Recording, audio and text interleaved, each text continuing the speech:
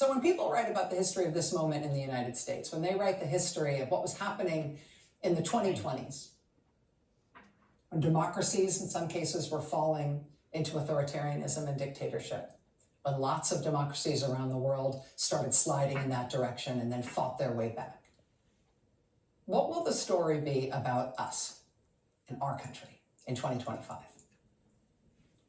I mean, what will they say about what motivates our protest movement here against Trump? It's not like it is in Serbia, right? You can't trace it to, you're not going to be able to trace it to the one railway station collapse like they had, right? Serving as the catalyst for that movement that just caught fire and took over the country. For us, it's a million things. I mean, your mileage may vary. Maybe for you, it is that Avelo Airlines decision to keep marketing themselves to US customers for pleasure trips, while they're also using their planes and their pilots to fly deportation flights for Trump for profit. Maybe it's the cuts to Medicaid in the Trump Republican budget. You know, there is a reason they keep scheduling the votes on this thing at 11 o'clock last night on Sunday, and the next vote is 1 a.m. on Tuesday night / Wednesday morning. That's their next vote on it. I wonder how they keep scheduling the votes at times like that. Well, polling from Data for Progress says there isn't a single congressional district in the entire country where cutting people off their Medicaid health insurance is popular.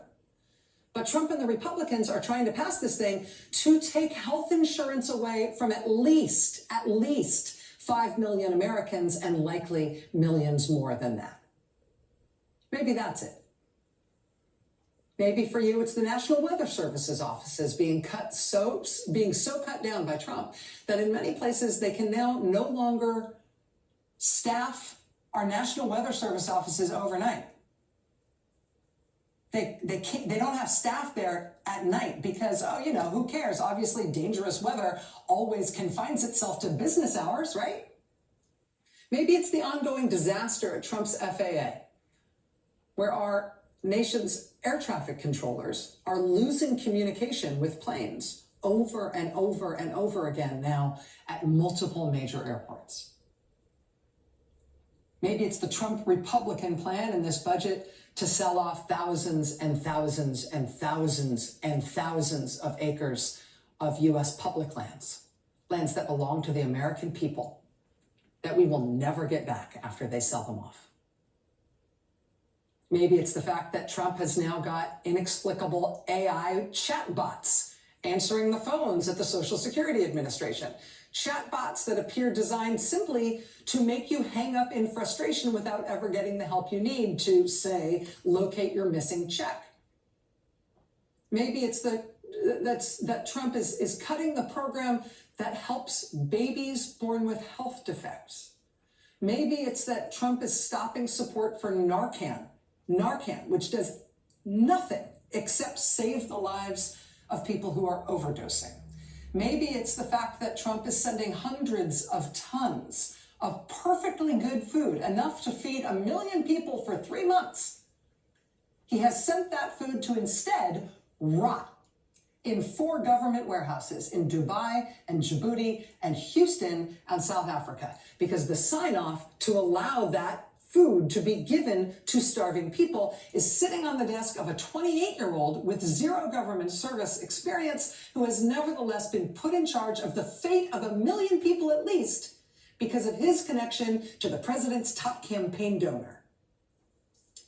Yet maybe it is any of those things. Maybe it's the fact that Trump just effectively legalized machine guns. You heard me right. Trump just effectively legalized machine guns. He is allowing the sale of something called a forced reset trigger. You'll now be allowed to buy those and possess those in this country. What's a forced reset trigger? It turns basically any AR-15 style rifle into a machine gun.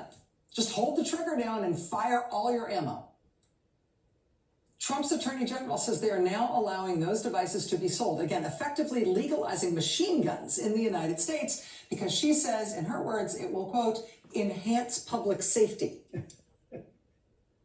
Machine guns. So when the history books are written about our generation and this moment, what will they say is our cause? in standing up against the Trump administration. Turns out we don't have just one. And I think that might be part of our superpower here, because it allows for protests of various kinds and various stripes, nonviolent protests of every imaginable variety in every state in the country, just about every single day. And sometimes they are massive. I think what we're going to see on June 14th is going to be massive.